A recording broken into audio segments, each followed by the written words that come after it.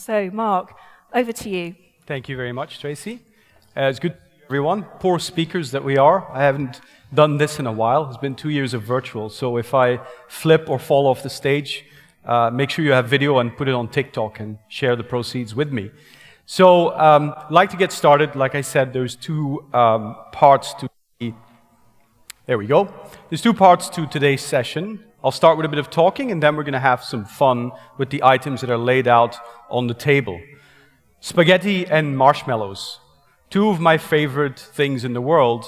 And in the second part of this session, the subject of a hands-on experiment, the simplicity of which belies some very interesting insights about the nature of collaborative creation. So we'll get into that afterwards. But first I want to start with a little bit of music. Come gather round, people, wherever you roam, and admit that the waters around you have grown, and accept it that soon you'll be drenched to the bone. If your time to you is worth saving, then you better start swimming or you'll sink like a stone, or the times they are a-changing.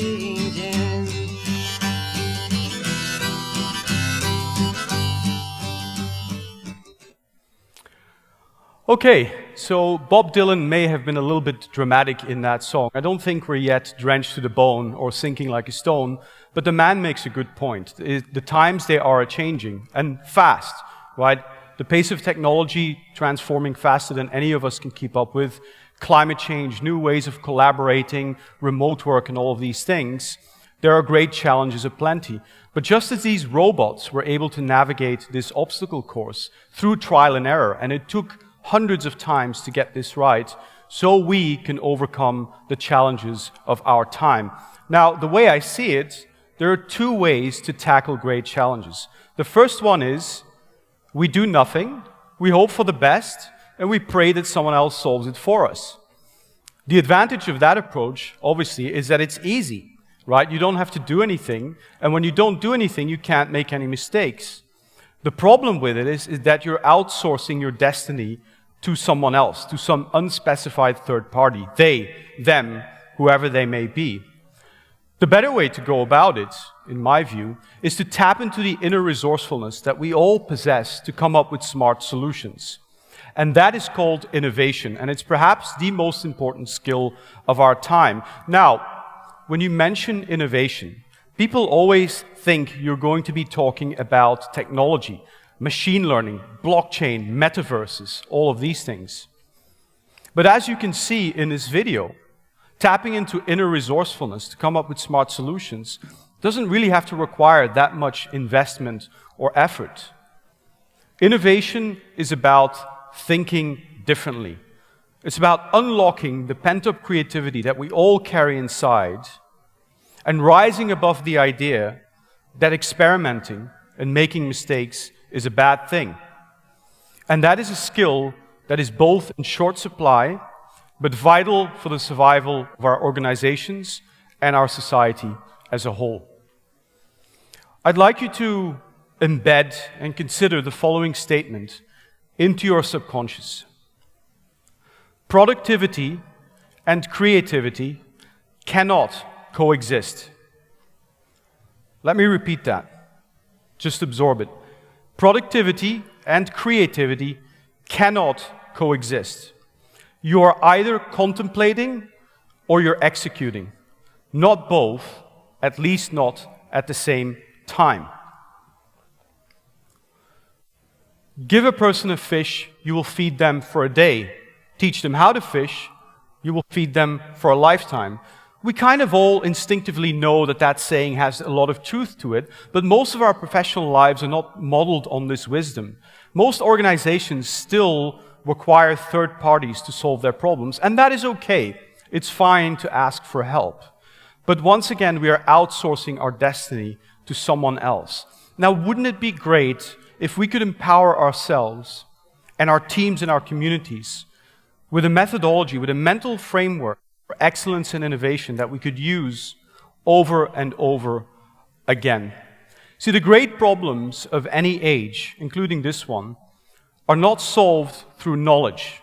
They're solved through imagination. Imagination is the bedrock of innovation. And teaching people how to unlock that pent-up creativity in a structured and collaborative way is what innovation is about. There is a methodology called design thinking that is now taught in all the great schools of the world. Stanford, Yale, Harvard, all of the business schools here in the Emirates, London Business School, ESADE, you name it. It's taught everywhere. It's called design thinking, and it's a very powerful mental framework for innovation. It rests on 3 pillars: empathy, ideation or creativity, and experimentation. I'd like to start with the first pillar, which is called empathy.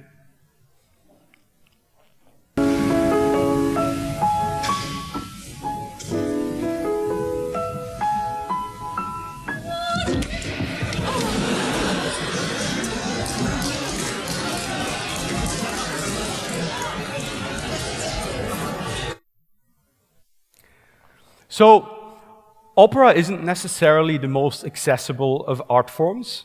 As many opera actors in the world have found out, it's often quite difficult to entice young demographics to spend the night at the opera. So too at the San Francisco Opera, which is in fact a non-profit organization and an association. And like many associations, it has a very proud and noble history, a very specific structure and decision-making hierarchy.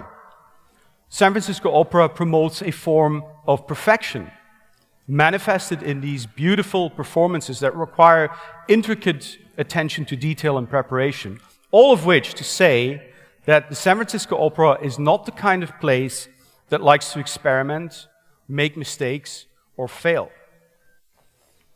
But faced with dwindling attendance numbers and a lack of traction in youthful demographics, they decided finally to take to the streets, quite literally, take to the streets in San Francisco, in an attempt to gather insight from the community. So rather than try and solve the problem from the boardroom, as had been the norm before, they decided to venture out into the street to try and get insights from the community itself. Now, what those insights were, I will get back to in a little bit. Now, empathy. I want to talk about empathy.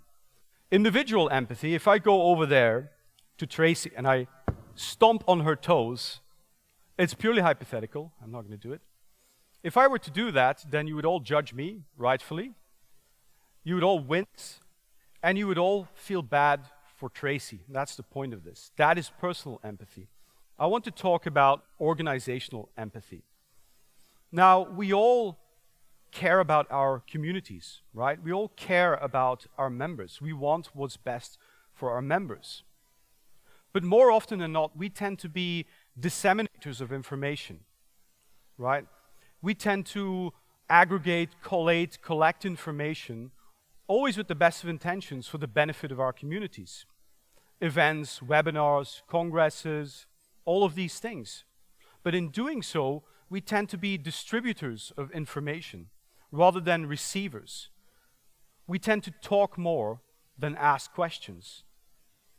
Ask yourselves, what is the last time as an organization you ventured out into your communities and instead of informing them, instead of telling them what to do, you asked them what they thought you should be doing? See, by reversing the dynamics of the relationship, you stand to reap some very significant benefits.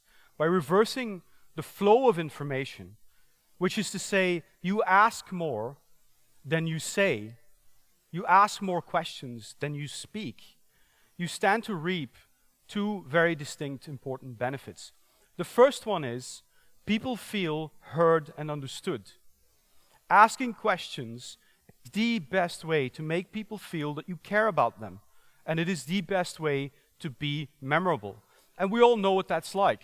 Events like this one, or social events, or way back in the day, at least in my case, first dates.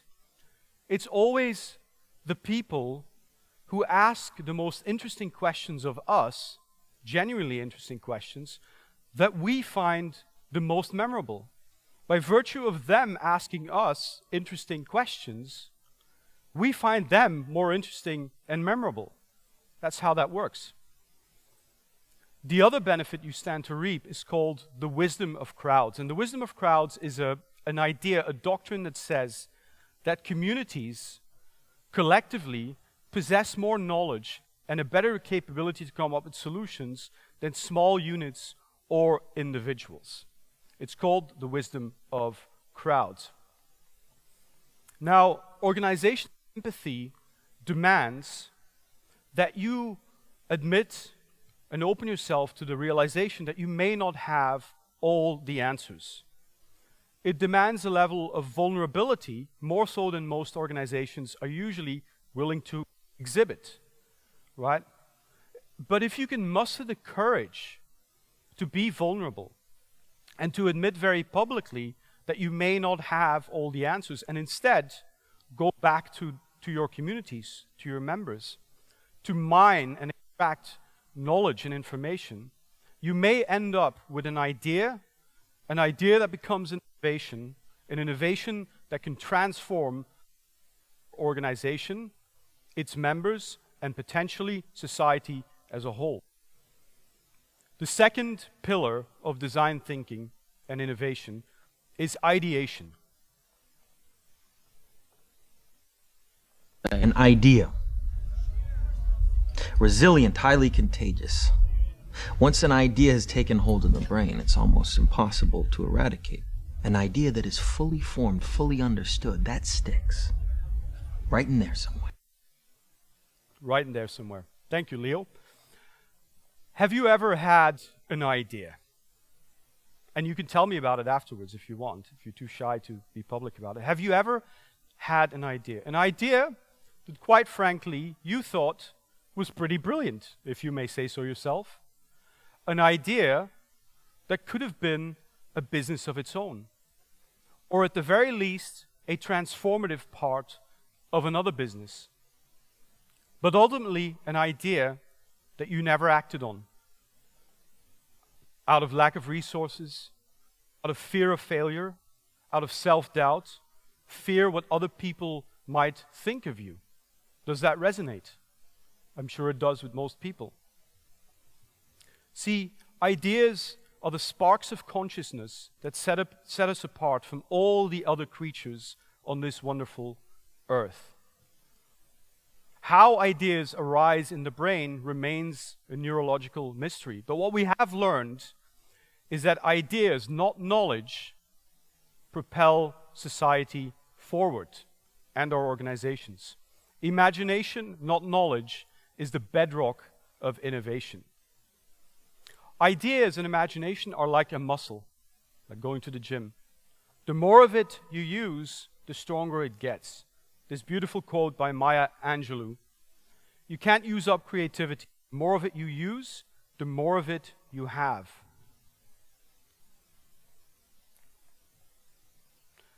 Most organizations do not have what I like to call creative safe haven.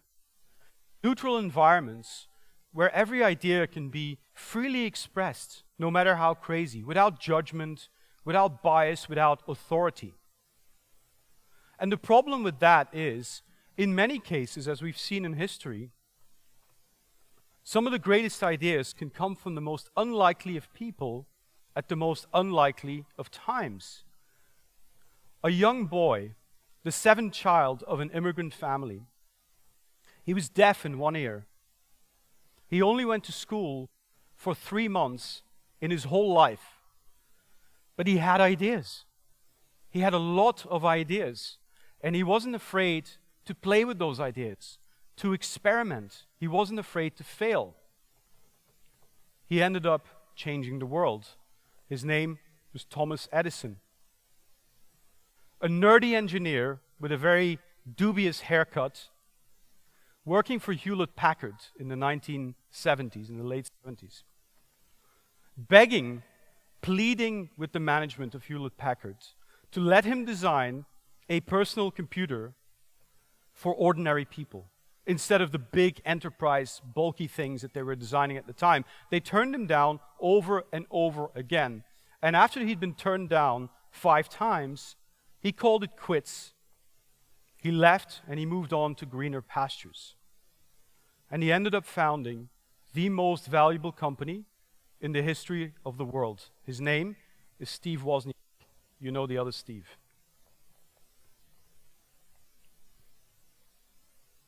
Lost my train of thought there for a second.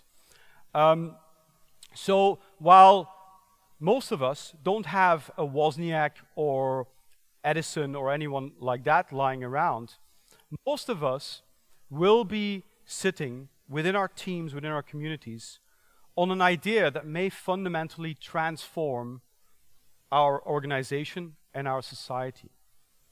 But are you cultivating an environment where those ideas can be freely expressed? Are you creating environments where those ideas can be openly discussed without bias, without judgment? So I urge you to open yourself up to the ideas of your teams in your community, because you may find an idea that transforms your organization and your association. See, the combined power of organization empathy with the free flow of ideas is a powerful concept for change.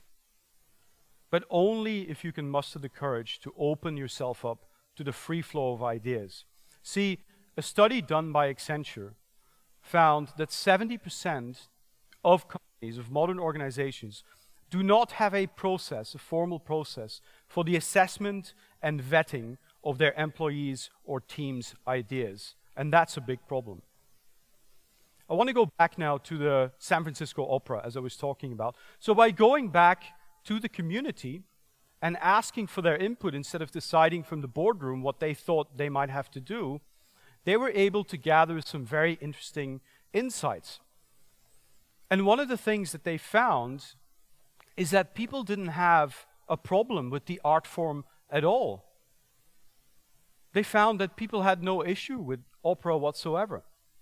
In fact, they found that most people, young people, expressed an enthusiasm in attending these events. They loved that idea. They discovered, through organizational empathy, that what held back these young communities was not the art form itself, but the perceived complexity of the etiquette surrounding opera. How to dress, how to behave, what to say, and most importantly, how not to commit some horrible cultural faux pas. So by going back to the community, they discovered needs that otherwise would likely have remained hidden. And they were able to run some experiments after that, which I will get back to in a bit. Now, just raise your hand, honestly, if you feel this resonates with you.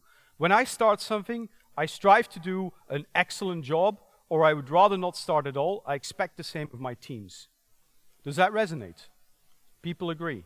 I see nodding, I see hands going up. Okay, generally speaking, I think people agree. Thank you for your honesty. The third pillar of design thinking is experimentation.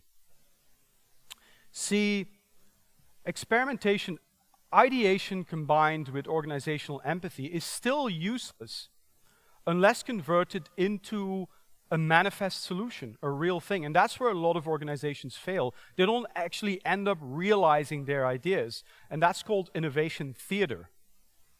And the reason why that happens, there are many, but one of the primal reasons that happens is because of a quality that you all possess as captains of industry, as leaders.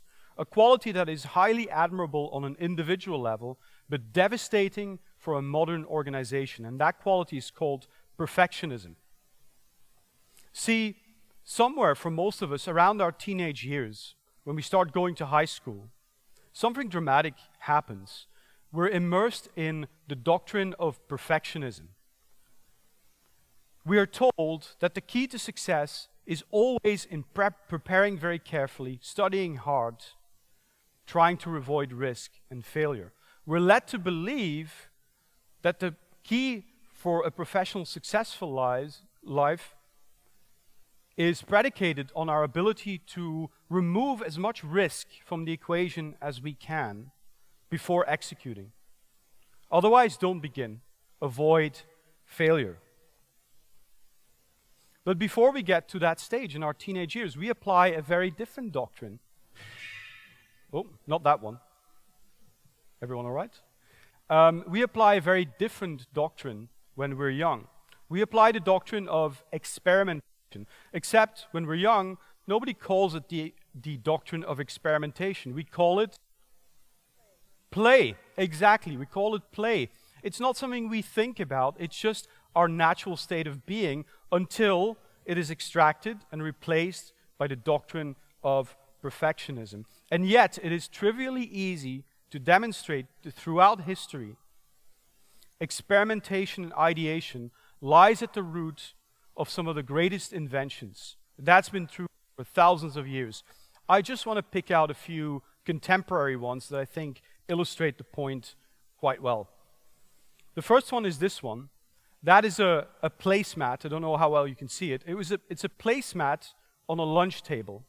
And it's a lunch that took place in 1994 in California. It was a director and 3 writers of the animation studio called Pixar. You probably all know Pixar. Anyone who's ever been around a kid knows Pixar. And over that lunch, all they did was start sketching out rudimentary ideas on a table placemat. Does anyone recognize any of the movies that came out of that? Anyone?